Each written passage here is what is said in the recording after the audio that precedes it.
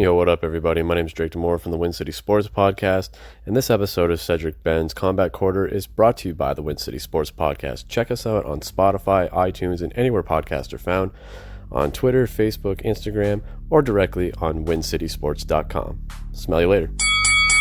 What up, what up, what up? Welcome back to Combat Corner number 14. I am your host, Cedric Ben. Yeah, today on the Triple C's podcast, I'll be going over UFC 243, just the stand-up part of the main event and the co-main event. And then the boxing training focus of the week.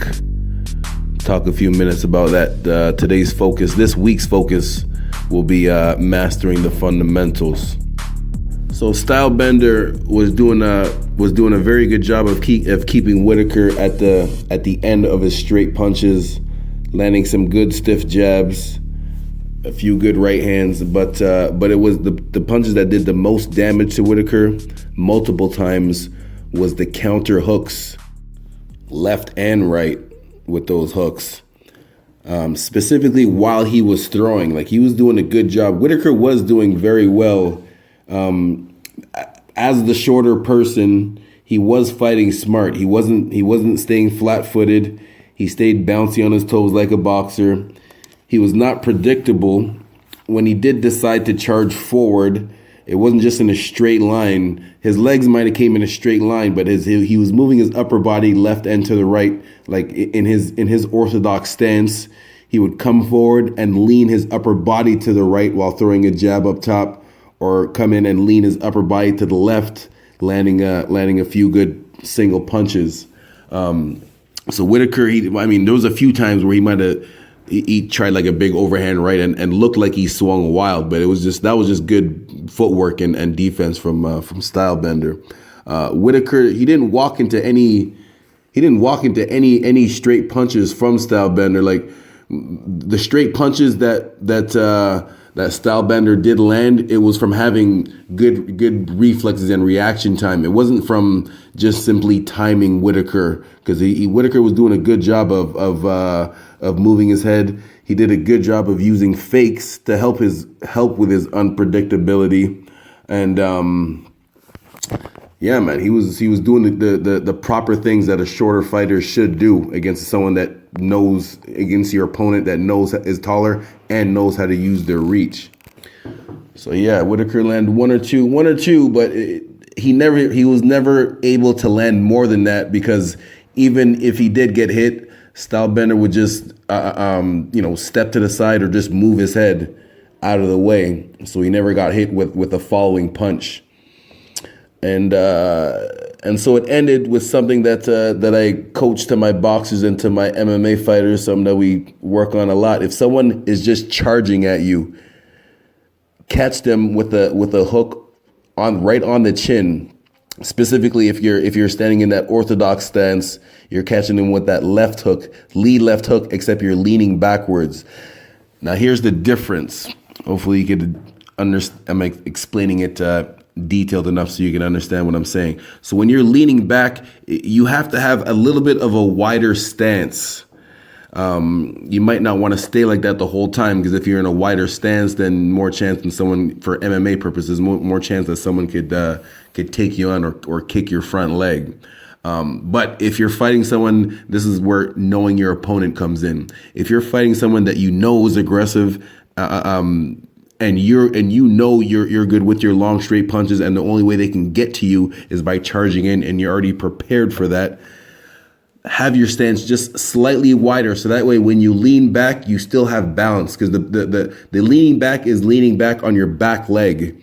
It's not just leaning back, for the sake of leaning back. It's putting the weight onto your back leg, so that the person can come closer to you to land that hook on the chin. Because remember, straight punches, they're at a distance. For hooks and uppercuts, you have to take that chance and let them come a little bit closer to you to land that. And again, it has to be on the chin, not on the cheek or on the top of the forehead. It has to be right on the chin for that, to really slow that person down. Yep, and that's how it ended. Hook, counter hook, right on the chin, and it was good night from there. All right, now, so my breakdown for what I believe each fighter can improve on, my educated opinion. So starting with Whitaker, keep doing what you're doing, because like I said, as the shorter fighter, he was fighting smart. The few times where he did look like he swung wild, that was just good footwork and defense from Stylebender. That wasn't Whitaker. The two times that Whitaker was hurt was from counterpunching. At the end of that first round, Stylebender, he missed him with that left hook and came back with the right one and caught him right on the chin. And then in the second round, was that left one just landed perfectly right on the chin. So what I would suggest is a little drill that I have my fighters do right now when it comes to either shadow boxing or hitting the bag. Specifically, start with shadow boxing. It's just shadow boxing, single punches with the main focus on keeping the opposite hand up by the chin. The other thing that you're focusing on is turning your hip and pivoting your foot. When you're throwing a fast combination, like, 3 or 4 punches or more, you're leaving yourself a little bit open, and you can't exactly pivot on each punch. But if you're throwing a single punch, that's when you want to make sure that other hand, that opposite hand, is not just in the general area, but specifically right by your jawline to protect that. And you're making sure that you're pivoting your hip, your foot, and turning your hip, getting the whole body involved in that, in the defense and the offensive part of that. So try that drill, and that should help for situations where you're throwing and the other person's throwing with you, because in cases like that, it's really who makes the first mistake. If both of you guys are throwing at the same time, it's who's going to make the first mistake, whose hand is going to drop just 1 inch lower above the chin and get caught. So yeah, try that drill, the one punch drill, with the focus on keeping the opposite hand up by the chin, pivoting the hip, and turning your foot. Yeah. Now for Stylebender, it's hard to find flaws in a fighter when you're undefeated, especially at the top of your game. So same thing with him. Keep doing what you're doing. I would also suggest for him to work on that one punch drill, to focus on keeping the hand up. A little bit more head movement. Again, the punches that he did get hit with, they weren't solid. They were more grazing, even when he did get hit. So yeah, man, just keep that tight.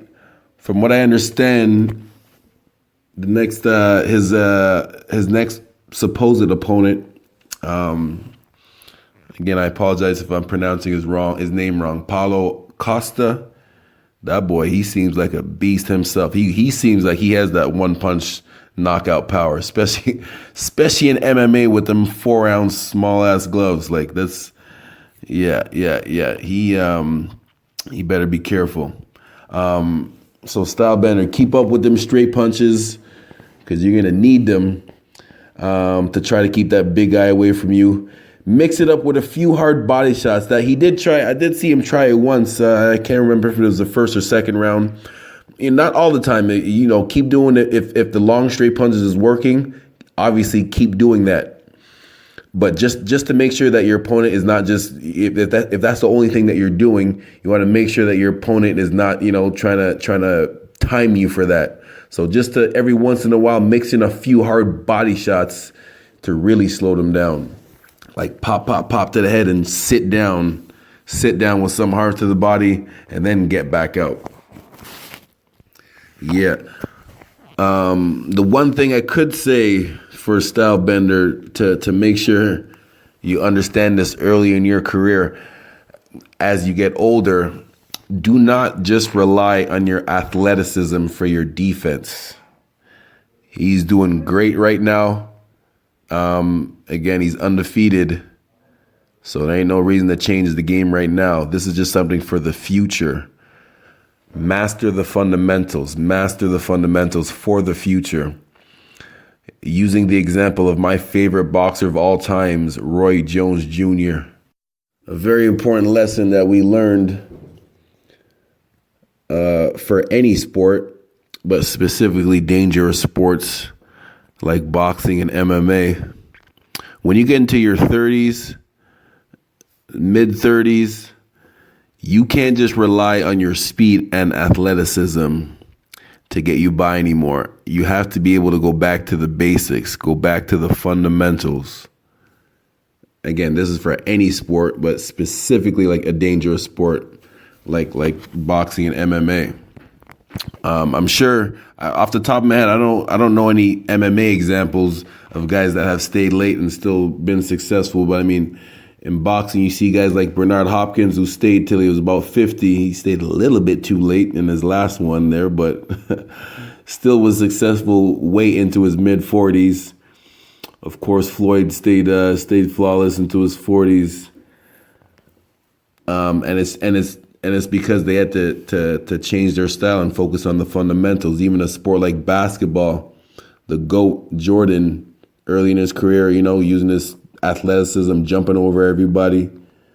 But then he had to go to that fadeaway later on in his career. And so this is all about Stylebender, going back, rewinding it back. He's still young. So this is not something that he has to worry about right now. But I'm just saying, this is for any young fighter out there. Keep doing what you're doing that's making you successful right now. Just make sure that you're mastering the fundamentals so that later on in your career, you can still be good and keep up with these young boys. So what I would suggest, either the first 5 to 10 minutes or the last 5 to 10 minutes of your training session should be just doing just basic fundamental drills, whether you're shadowboxing it or doing it on pads with your coach or just going through the motions on in front of the bag.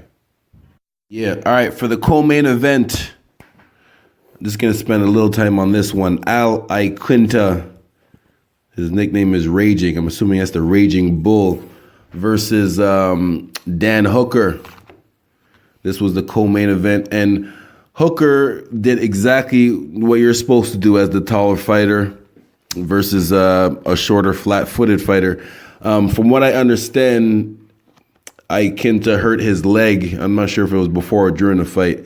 Maybe I'm assuming that was the reason why he was so flat-footed. But, like I said, Dan Hooker, he did exactly what you're supposed to do as the taller person against someone that's shorter than you, shorter reach, and is flat-footed. Just keep them at the full extension of your punches. If you're shorter and you flat-footed, you're just simply a stationary target. You got to take advantage of that. As the taller person, to take advantage of that, one of the things you do, one of the things, the strategies I teach is called a high-low from a distance. Jab up top, straight cross to the body, either to the chest or to the stomach, or lower on the belly button. Keep doing that a few times. Jab up top, and this is the one. 99% of the times you're aiming for the chin, but this one specifically, this jab, you're aiming at the forehead to lift up the chin and then bring that straight cross to the body to really make it a good high-low. Do that 2 or 3 times. Maybe on the 3rd or 4th time, jab up top, bring your whole body down, like lunge down as if you're really bringing that straight cross to the body, except for instead of bringing it to the body, you're turning it into an overhand right if you're standing in a orthodox stance. All right, so high-low, jab to the head, straight cross to the body a few times, then jab to the head, fake coming downstairs, but you still have to bend lower. You still have to lunge, put your weight onto that front leg a little extra lower than you normally would, because you still have to sell it, make it look like you're coming downstairs and come right over top with that. Yeah. My advice to Al Iaquinta is, well, first of all, get that leg right. And then, follow the blueprint that Whitaker was doing, except for the counterpunching part. What I mean is staying bouncy on your toes, getting used to catching and slipping. So that taller person is going to try to keep you away with their long, straight punches. Short people should always be good at catching and slipping, and just random head movement. You just using another boxing example, I tell people, Mike Tyson, you look at all them highlights of him knocking people out earlier in his career. all these taller people. Mike Tyson was taller than almost everyone that he fought, and he out-jabbed almost everyone that he fought. That's from good head movement and not being a stationary target. Good footwork, good head movement, and just slicing his way through, not coming in a straight line. So yeah, practice that. And Dan Hooker, from what I understand, from what I heard, they said that him and Stylebender trained together. So he's obviously in a good camp with some guys that know how to, are good with their stand-up, nice and tall, and using that reach. So keep doing what you're doing. Of course, as I always say, master the fundamentals. Keep that defense tight. Always at all times, but especially in MMA with those small-ass gloves, those 4 ounces, for real. All right, man. Thank you very much for listening. If you have any suggestions or any questions, anything you want me to add to the show, hit me up on any one of the social medias at Cedric Sports. Yeah. Shout out to Win City Sports. All right, peace.